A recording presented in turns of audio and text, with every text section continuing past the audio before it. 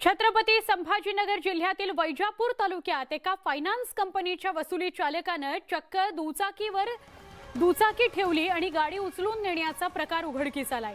दुचाकीचा मालक जवळच्या दुकानामध्ये काही कामानिमित्त गेल्यानंतर हीच संधी साधत फायनान्स वसुलीवाल्यांकडून चक्क दुचाकी एका दुचाकीवर ठेवून दुचाकी जप्त करण्यात आली आहे। या फायनान्सवाल्याचा व्हिडिओ चांगलाच व्हायरल होत असून हा व्हिडिओ चर्चेत आलेला आहे। दुचाकीवर दुचाकी ठेवून पळवून नेण्याचा प्रयत्न झाला। आमचा प्रतिनिधी अविनाश कानडजे याला अधिक विचारूया। अविनाश, हा सगळा काय प्रकार आहे?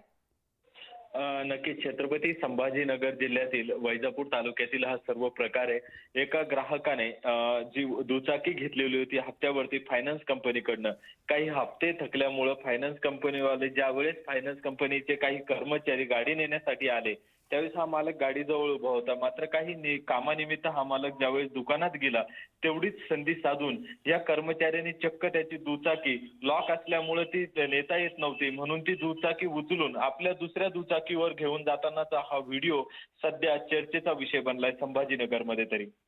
नक्की, धन्यवाद माहिती दिल्याबद्दल। फायनान्स कंपनीचे कर्मचारी लॉक असलेली ही दुचाकी उचलून दुसऱ्या एका दुचाकीवरून घेऊन जाताना दिसलेले आहेत। जुनी पेन्शन योजना लागू करावी या प्रमुख मागणीकरता इतर मागण्यांसाठी राज्यातील सरकारी, निमसरकारी, शिक्षक, शिक्षकेतर कर्मचारी संघटना संपावर गेलेल्या आहेत। जुनी पेन्शन मागणी मंजूर झाल्याशिवाय संप मागे घेतला जाणार नाही असा निर्णय सगळ्या संघटनांच्या वतीने करण्यात आलाय। जुन्या पेन्शन योजनेच्या मागणीकरता नाशिकमध्ये मोर्चा काढण्यात आला।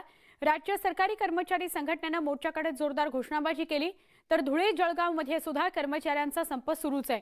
बीडमध्ये मरणाची झुंजणाऱ्या रुग्णांसमोर संपकर्त्यांनी घोषणाबाजी केली। सोलापूर, अमरावती, अकोला, बारामतीतही जुनी पेन्शन योजना लागू करावी यासाठी कर्मचारी आक्रमक झालेले आहेत।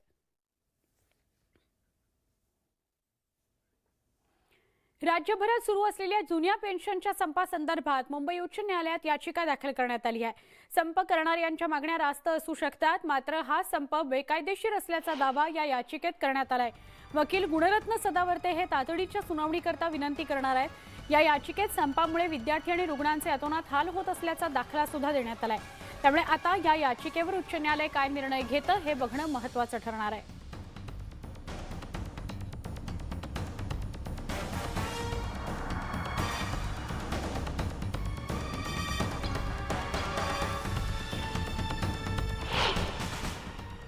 हा संप ज्या प्रकारे चालवलेला आहे त्याच्यामुळे महाराष्ट्रामध्ये हाल सुरू झालेले आहेत। हे लक्षात घेता माननीय उच्च न्यायालयाने तातडीने सुनावणी घ्यावी। या संपाच्या संदर्भानं माननीय उच्च न्यायालयाने जे आहे उद्या सकाळी या प्रकरणाची सुनावणी ठेवलेली आहे। राज्य कर्मचाऱ्यांच्या संपाच्या संदर्भातली आणि तातडीने सुनावणी व्हावी ही आमची मागणी होती, ती माननीय न्यायालयाने मान्य केलेली आहे। आज लोकांचे जी गैरसोय फरफट जी महाराष्ट्रामध्ये होती आहे, आरोग्य व्यवस्थेमध्ये 3-13 वाजले, लोक मरतात आहेत। सगळ्या प्रशासकीय कार्यालयामध्ये कर्मचारी नाहीत, इथं लोकांची गैरसोय होत आहे आणि अशा या परिस्थितीमध्ये राज्याचं सरकार कर्मचाऱ्यावर कारवाई करायला निघालेली आहे। याचा आम्ही विरोध करतो।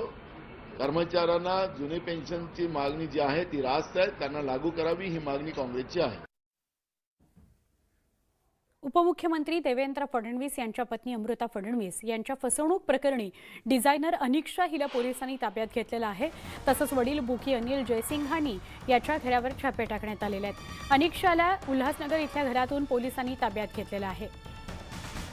अनिक्षा जयसिंघानी हिला पोलिसांनी ताब्यात घेतलेलं आहे।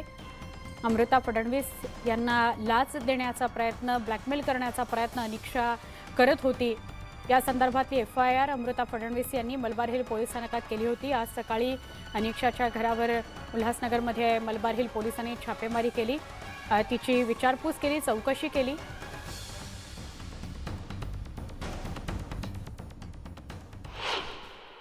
मलबार हिल पोलीस घटनास्थळी दाखल झाल्यानंतर आपण पाहू शकतो की संशयित जे आहेत त्यांना आता घेऊन जात आहेत।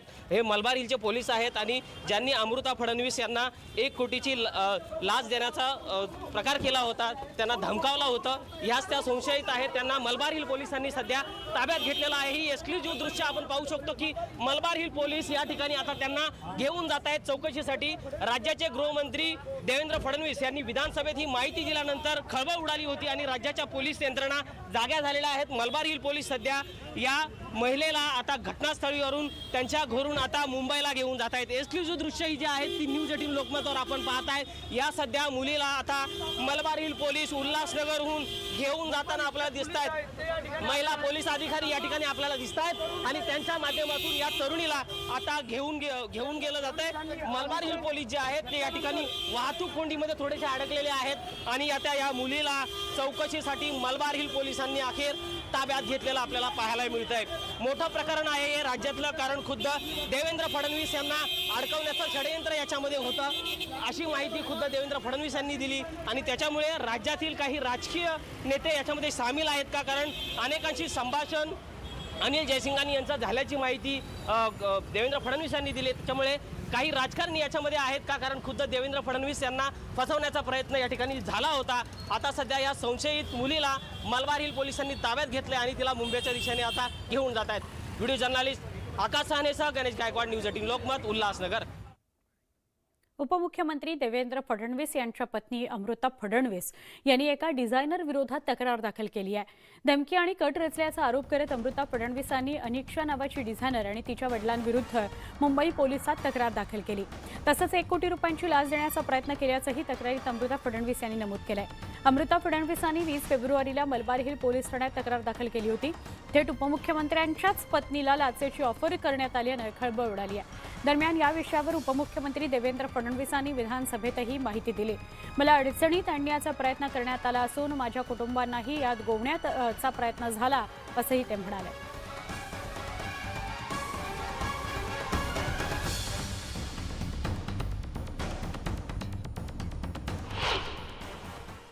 वास्तविकता आहे की माझ्या पत्नीने अशा प्रकारचा एक FIR फाईल केला आहे की तिच्यावर दबाव आणून माझ्या माध्यमातून काही काम करून घेण्याकरता त्या ठिकाणी प्रयत्न झाला। पहिले पैसे ऑफर करण्यात आले, मग ब्लॅकमेल करण्याचा प्रयत्न झाला।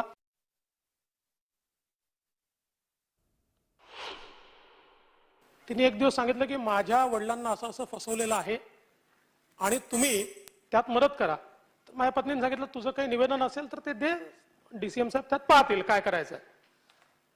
काही दिवसांनी तिने बोलणं सुरू केलं की माझे वडील हे सगळ्या बुकीजला ओळखतात आणि मागच्या काळामध्ये आम्ही बुकीजची इन्फॉर्मेशन द्यायचो आणि ती इन्फॉर्मेशन घेऊन मग तिथे रेड व्हायच्या आणि त्या रेडमध्ये दोन्हीकडनं आम्हाला पैसे मिळायचे आणि तुम्ही जर थोडी मदत केली तर आपणही अशा रेड कंडक्ट करू।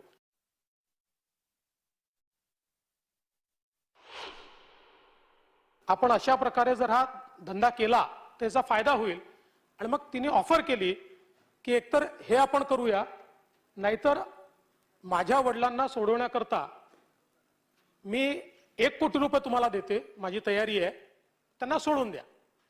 माझ्या पत्नीने स्पष्ट सांगितलं की ते चुकीचे फसले असतील तर पोलीसमधनं त्यांना सोडवता येईल, नसेल तर सोडवता येणार नाही। मग नंतर त्यांनी हे मान्य केलं बोलता बोलता की मला माझे गुन्हे परत घ्यायचे होते म्हणून हे सगळं केलं, पण आता मला मदत करा, मी हे कुठेच देणार नाही। कारण त्याला असंच वाटत होतं की मला माहित नाही, पोलिसांना माहित नाही आहे आणि आपण या बाईला धमकवतोय त्या ठिकाणी। आणि बोलता बोलता दादा त्यांनी काही पोलीसवाल्यांची नावं, काही नेत्यांची नावं, मी कोणावर आरोप करत नाहीये, त्यांनी घेतली। सगळ्यात महत्वाचं काय आहे की मग एका कन्व्हर्सेशन मध्ये या घडीची महत्त्वाची बातमी, सत्ता संघर्षासंदर्भातली सुनावणी संपलेली आहे। सत्ता संघर्षावरील निकाल राखून ठेवण्यात आलाय। घटनापीठाने सगळ्या बाजूचा युक्तिवाद ऐकलाय आणि आता सत्ता संघर्षावरील निकाल राखून ठेवण्यात आलेला आहे अशी या घडीची सगळ्यात मोठी माहिती। घटनापीठाने सगळ्या बाजूचा युक्तिवाद ऐकलेला आहे। वारंवार गेले अनेक दिवस सतत सलग युक्तिवाद होतो आहे।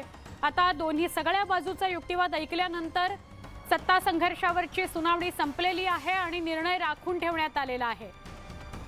या घडीची क्षणाक्षणाची अपडेट आपल्याला नवी दिल्ली सुप्रीम कोर्ट परिसरातून मिळेल।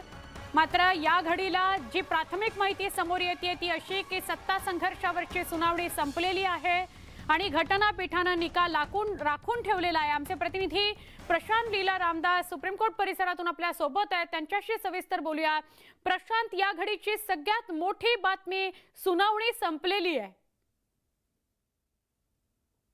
सुनावणी संपलेली आहे। साधारणतः जून महिन्यामध्ये ही सुनावणी सुरू झाली होती आणि 9 महिन्यानंतर ही सुनावणी संपलेली आहे। महत्त्वाचं म्हणजे जर बघितलं, साधारणतः ज्या 9 महिन्यामध्ये विविध प्रकारचा युक्तिवाद देखील झाला आणि सोबतच ज्या पद्धतीनं वारंवार सर्वात प्रथम ही साधारणतः 6 ते 7 आठवडे ही साधारणतः ही सुनावणी चालेल अशी चर्चा होती, पण साधारणतः ही सुनावणी 9 महिन्यापर्यंत वाढत गेली आणि त्यानंतर आज त्याचा सुनावणीचा शेवट झालेला आहे। सुनावणी संपलेली आहे, निर्णय राखून ठेवला आहे। येत्या 15 मे रोजी जस्टिस शहा हे जे आहे हे रिटायर्ड होणार आहे आणि त्यापूर्वी जर बघितलं साधारणतः निर्णय येण्याची शक्यता व्यक्त केली जात आहे आणि या घडीला हे महत्त्वाचं आहे की 15 मेच्या पूर्वी हा निर्णय येण्याची शक्यता व्यक्त केली जात आहे। त्यामुळे आजची ही सुनावणी अत्यंत महत्त्वाची होती। सकाळी 11 वाजता सुनावणीला सुरुवात झाली आणि त्यानंतर कपिल सिब्बल यांनी ज्या पद्धतीने जर बघितलं आपण, कपिल सिब्बल त्यानंतर त्यांनी लंच पर्यंत त्यांनी युक्ती प्रतिवाद केला। त्यानंतर जर बघितलं आपण तर जो डॉक्टर अभिषेक मनु सिंघवी यांनी प्रतिवाद केला। त्यानंतर देवदत्त कामत यांनी 10 मिनिटांनी प्रतिवाद केला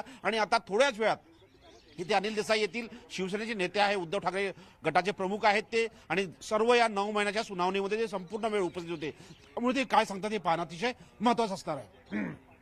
नक्की स्टुडिओ आमचे प्रतिनिधी प्रशांत लीला रामदास सुप्रीम कोर्टच्या परिसरातून अधिक माहिती देत आहेत। या घडीला फार महत्त्वाच्या घडामोडी, सत्ता संघर्षावरची सुनावणी संपलेली आहे। 9 महिन्यांनी ही सुनावणी संपली आहे, निकाल राखून ठेवण्यात आलेला आहे। आता हा निकाल काय येतो हे बघणं महत्त्वाचं आहे।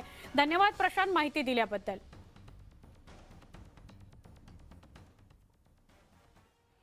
20 थकबाकी वसुलीसाठी गेलेल्या पथकावर नाशिकमध्ये हल्ला करण्यात आला। नाशिकच्या भारतनगर परिसरात ही घटना घडली। कर्मचारी वैभव कांडेकर यांच्यावर एका कुटुंबाने हल्ला केला। नाशिकच्या मुंबई नाका पोलीस ठाण्यात आता गुन्हा दाखल करण्यात आलेला आहे। महत्त्वाची बातमी आहे, एका कुटुंबाने हल्ला केलेला आहे। थकबाकी मागितली तर चोप देण्यात आलेला आहे। एका कुटुंबाने या अधिकाऱ्यावर हल्ला केलाय। नाशिकच्या भारतनगरची ही घटना आहे।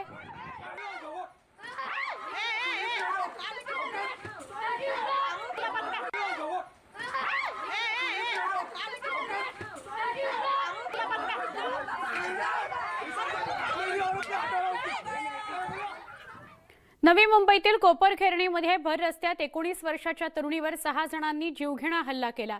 मानेवर कोयत्याने वार झाल्याने तरुणी गंभीर जखमी झाली आहे। तिच्यावर रुग्णालयात सध्या उपचार सुरू आहेत। हल्ला करणाऱ्या 6 जणांविरोधात 307 आणि अन्य कलमांखाली गुन्हा दाखल करण्यात आलाय। पोलिसांनी एकाला अटक केलेली आहे, इतर 5 जण फरार आहेत। फरार आरोपींचा शोध घेतला जातोय। तरुणीने छापलेल्या टी शर्टवर सुनील किंद्रे याच्या नावाची छपाई न केल्याच्या रागातून आरोपीने तरुणीसह तिच्या मित्रावर कोयत्याने हल्ला केला। हल्ल्याची ही घटना सीसीटीव्हीत कैद झाली आहे। या बाबतीत आम्ही IPC 307 प्रमाणे गुन्हा दाखल केलेला आहे।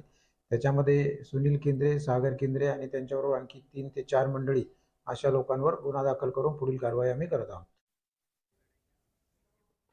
नाशिक शहरासह जिल्ह्यात पशुधनासह मानवी वस्तीवर बिबट्याच्या हल्ल्याच्या घटना वाढतायत।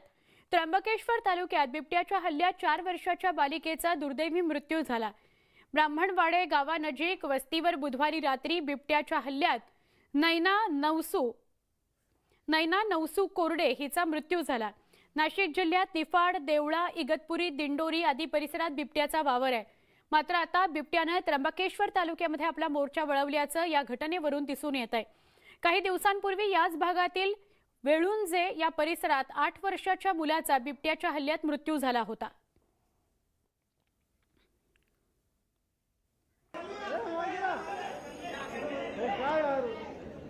बैठकीला काही क्षणामध्ये सुरुवात होईल।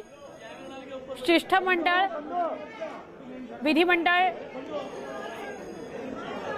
किसान सभेचं शिष्टमंडळ विधान भवनामध्ये दाखल झालेलं आहे। थोड्याच वेळात मुख्यमंत्र्यांसोबत बैठक होईल। शिंदे फडणवीसांसोबत ही महत्त्वाची बैठक असणार आहे। हे दृश्य, थेट दृश्य आपण बघतोय। काही क्षणापूर्वीची ही दृश्य आहेत। किसान सभेचं शिष्टमंडळ विधान भवनामध्ये दाखल झालंय आणि काही वेळामध्ये मुख्यमंत्र्यांसोबत बैठकीला सुरुवात होणार आहे। मुख्यमंत्री एकनाथ शिंदे, उपमुख्यमंत्री देवेंद्र फडणवीस आणि इतर मंत्री या बैठकीला उपस्थित असणार आहेत. शेतकऱ्यांच्या मागण्या मान्य होतात का हे बघणं महत्त्वाचं आहे. त्यामुळे या बैठकीकडे सगळ्यांचं लक्ष लागलेलं आहे. साधारणपणे 3:15 बैठक होणार होती. विधान भवन परिसरामध्ये शिष्टमंडळ दाखल झालं. नाशिक आणि राज्यातल्या वेगवेगळ्या शहरांमधून शेतकरी चालत मुंबईकडे कूच करतायत. मुंबईच्या वेशीपर्यंत हे लाल वादळ पोचलेलं आहे आणि असं असताना शिष्टमंडळ विधान भवन परिसरात पोचलंय. थोड्याच वेळामध्ये शिष्टमंडळ मुख्यमंत्र्यांसोबत आणि उपमुख्यमंत्र्यांसोबत चर्चा करेल. शेतकऱ्यांच्या मागण्या मान्य होतात का हे बघणं महत्त्वाचं आहे. या बैठकीकडे अख्ख्या महाराष्ट्राचं लक्ष लागलेलं आहे. कोणत्याही क्षणी मुंबईमध्ये विधान भवन परिसरामध्ये मोर्चेकरी येऊ शकतील अशी ही शक्यता व्यक्त होते. आमचे प्रतिनिधी उदय जाधव आपल्या सोबत आहेत. उदय, विधान भवन परिसरामध्ये दाखल झालंय हे शिष्टमंडळ. काही क्षणात बैठक सुरू होईल अशी माहिती मिळते. काय अपडेट? शिक्षण सभेचं शिष्टमंडळ विधान भवनात दाखल झालेलं आहे आणि त्यांची आता मुख्यमंत्र्यांच्या दालनामध्ये मुख्यमंत्री एकनाथ शिंदे, त्याचबरोबर उपमुख्यमंत्री देवेंद्र फडणवीस आणि इतर प्रशासकीय अधिकारी यांच्यासोबत महत्वाची बैठक होईल. आपल्या सर्वांना कल्पनाच आहे की शेतकऱ्यांचा लॉंग मार्च नाशिकवरून निघालेला आहे. तो मुंबईच्या दिशेला येतो. आज तो शहापूर कल्याण रोडवरती आहे. मात्र या सर्व शेतकऱ्यांच्या ज्या विविध मागण्या आहेत त्या सोडवण्यासाठी, त्या मार्गी लावण्यासाठी विशेष बैठक जी आहे ती बोलवण्यात आलेली आहे. आणि या बैठकीला किसान सभेचं शिष्टमंडळ जे आहे ते देखील इथं आलेलं आहे. एकूण कसा मार्ग निघतो या संपूर्ण बैठकीमध्ये पाहावं लागेल, कारण की हजारोंच्या संख्येने शेतकरी जे आहेत हातामध्ये लाल बावटा घेऊन मुंबईच्या दिशेने निघालेले आहेत. या सर्व शेतकऱ्यांचे प्रश्न हे कसे आणि कितपत सुटत हे आता पाहावं लागणार आहे. नक्की उदय, या शेतकऱ्यांच्या मागण्या रास्त आहेत असा एक जन आधार या सगळ्या शिष्टमंडळाला मिळतोय. पण या शिष्टमंडळासोबत कोण कोण आलेलं आहे? मुख्यमंत्री आणि उपमुख्यमंत्र्यांसोबत कोण कोण या बैठकीला बसणार आहे? मुख्यमंत्री, उपमुख्यमंत्री यांच्या बैठकीला मंत्री दादा भुसे आणि मंत्री हे देखील, त्याचबरोबर काही आमदार जे आहेत स्थानिक नाशिकचे ते देखील या बैठकीला उपस्थित असल्याची माहिती मिळते आहे. थोड्याच बैठकीला सुरुवात होणार आहे आणि या बैठकीतून शेतकऱ्यांचे जे विविध प्रश्न आहेत त्या विविध प्रश्नावरती किती मार्ग निघतोय हे पाहावं लागणार आहे. जर का मागण्या मान्य झाल्या किंवा शेतकऱ्यांचे प्रश्न सुटले तर जो लॉंग मार्च आता मुंबईच्या दिशेने येऊ लागलेला आहे, जो आता कल्याण शहापूर रोडवरती आहे, तिथे तो लॉंग मार्च समाप्त करण्यात येईल का हे देखील आता पाहावं लागेल. नक्की उदय, आणि धन्यवाद तुर्तास ही माहिती दिल्याबद्दल. अधिक माहितीसाठी पुन्हा एकदा तुझ्यापर्यंत पोहोचतो. तुझ्याकडनं अधिक माहिती घेत राहतो या बैठकी संदर्भातली.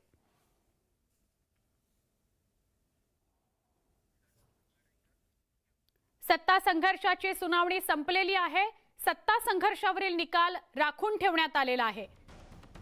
एक महत्त्वाची बातमी, सत्ता संघर्षावरची सुनावणी संपलेली असून निकाल राखून ठेवण्यात आलेला आहे. घटनापीठानं सगळ्या बाजूचा युक्तिवाद ऐकला. आता युक्तिवाद काही होणार नाही, थेट निकाल लागणार आहे. पण तो निकाल तुर्तास तरी नेमणं, त्याच्यानंतर गव्हर्नरचा रोल, पुढच्या झालेल्या सर्व घटना, ह्याच्यामधनं ज्या गोष्टी समोर आल्या त्या सर्व गोष्टी न्यायालयासमोर विस्तृतपणे मांडल्या गेल्या आणि त्याला कायद्याचा आधार कशा रीतीने, कॉन्स्टिट्यूशनमध्ये कशा रीतीने त्याबद्दलच्या नोंदी आहेत आणि सुप्रीम कोर्टाच्या ज्या केसेस आहेत, केस लॉज आहेत, त्या केस लॉजच्या बद्दलही व्यवस्थितरित्या मांडून त्यांनी जे मुद्दे मांडले होते त्या ह्याच्यामध्ये काय कशा रीतीने त्या चुका होत्या किंवा ज्या काही सुप्रीम कोर्टच्या केसेस होत्या त्या कॉन्टेक्स्चुअल याच्यामधनं त्याचा भाव लागत होता. म्हणजे प्रत्येक ह्याला एक कॉन्टेक्स्ट असतो आणि त्या कॉन्टेक्स्टमध्ये केस लॉजच्या ह्याच्यामधलं असतं आणि ही केस कशी वेगळी होती हे विस्तृतपणे सांगून आमच्या वकिलांनी सर्वोच्च न्यायालयासमोर ज्या गोष्टी मांडल्या त्या सगळ्या रेकॉर्डवर आहेत आणि आम्हाला खात्री आहे की माननीय सर्वोच्च न्यायालय त्याबद्दल. एकनाथ शिंदेच्या वकिलाकडून उद्धव ठाकरे यांच्या राजीनाम्याच्या संदर्भामध्ये वारंवार विचारणा केली जात होती. हा कमकुवत धागा आहे असं तुम्हाला वाटतं का? कारण एकीकडे राज्यपालांनी फ्लोर टेस्ट सांगितली होती परंतु त्याच्या अगोदर फ्लोर टेस्ट झाली नाही, तर अगोदरच राजीनामा दिला गेला. राजीनामा देणं हा वारंवार त्यांच्याकडनं केलेला प्रश्न जरी असला तरी राजीनामा 29 जूनला दिला गेला. 3 तारखेला 3 जुलैला ज्यावेळेला तिथं व्हीप, या व्हीपनंच तो 29ला लागला असता आणि तोच व्हीप 3 तारखेला 3 जुलैला लागला ज्यावेळेला अध्यक्षांची निवड, नवीन अध्यक्षांची निवड करण्यासाठी त्यांनी सभागृह बोलवलं होतं. 3 आणि 4 तारखेला विशेष जे काय अधिवेशन बोलवलं गेलं राज्यपालांजवळ, त्या 3 तारखेला जो व्हीप लागला तो व्हीप शिवसेनेचा व्हीप होता. शिवसेनेचा उमेदवार त्या अध्यक्षीय लढतीत होता आणि तिथं मतदान नेमकं बीजेपीच्या उमेदवाराला केलं गेलं. तिथेच सगळ्यात मोठं जे काही घटनात्मक त्यांनी चूक केलेली आहे ती चूक न्यायालयाच्या निदर्शनास आणून दिलेली आहे आणि त्यामुळे पुढचं सगळं ज्या गोष्टी झाल्या त्या गोष्टी म्हणूनच घड्याळाचे काटे हे कशा रीतीने होते या संदर्भातलं आता निर्णय हा शेवटी माननीय सेव्हन सर्वोच्च जजेसकडे न्यायालयाने हे प्रकरण जायला असं वाटतं का तुम्हाला नंबर बरोबर केसेस तुमचं अपेक्षा काय आहे? त्यामध्ये आता या बाबतीमध्ये 2-3 मुद्द्यांवर 7 जज बेंचच्या याच्यामध्ये ते करतील न करतील शेवटी हा सर्वोच्च न्यायालयाचा सरन्यायाधीश स्वतः होते आणि 4 न्यायाधीश त्या याच्यामध्ये जे होते एकूण 5 जजचा बेंच होता. तर आता ज्या गोष्टी होतील त्याप्रमाणे आपल्याला कळेल. इलेक्शन कमिशनच्या पण याच्यावर निकालावर पण आज उहापोह झालेला आहे. उद्या पुन्हा सुनावणी होणार आहे. तुम्हाला वाटतं का या निकालाचा काय त्याच्यावर परिणाम होऊ शकतो? इलेक्शन कमिशनची जी SLP आहे ती SLPच्या बद्दल आता टेंटेटिव्ह डेट ही पुढची येथे आहे. उद्याची जी सुनावणी आहे ती उद्याची सुनावणी त्या याच्यामध्ये नाही आहे असं नुकतंच कळलं आहे. तर ती ज्या वेळेला येईल त्यावेळेला त्या याच्यासमोर सुद्धा आमच्या वकिलांनी जी बाजू मांडायची आहे ती सगळे मुद्दे त्या सगळ्या घटना आणि क्रमवार तपशील हा मांडला जाईल. पण या सगळ्या प्रकरणामध्ये जर बघितलं तर राज्यपालांची भूमिका संशयास्पद आहे असं तुम्हाला वाटते का अजूनही?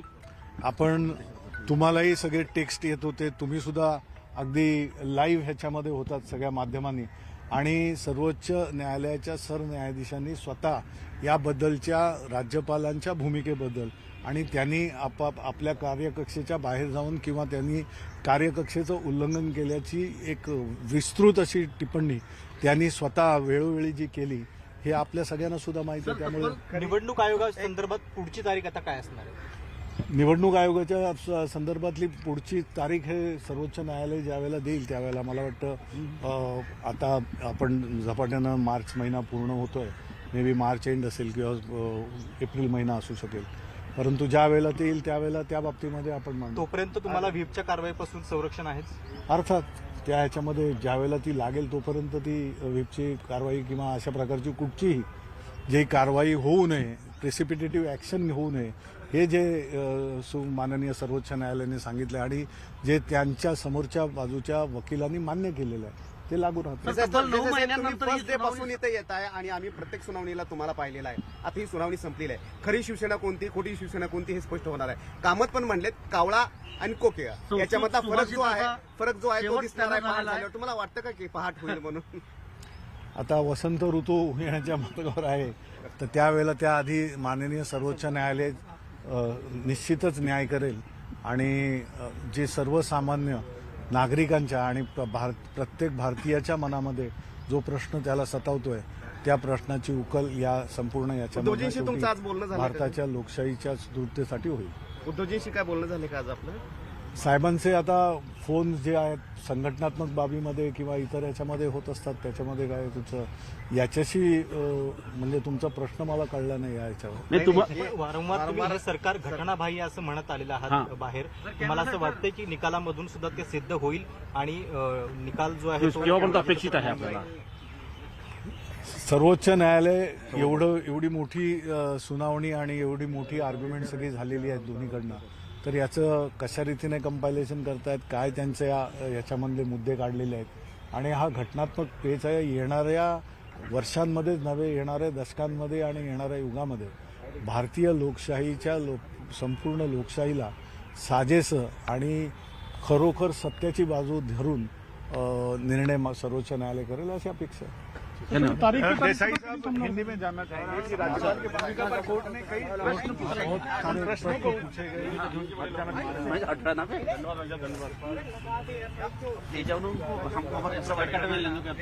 हमको दूसरा बाईट करणारा निघाल का?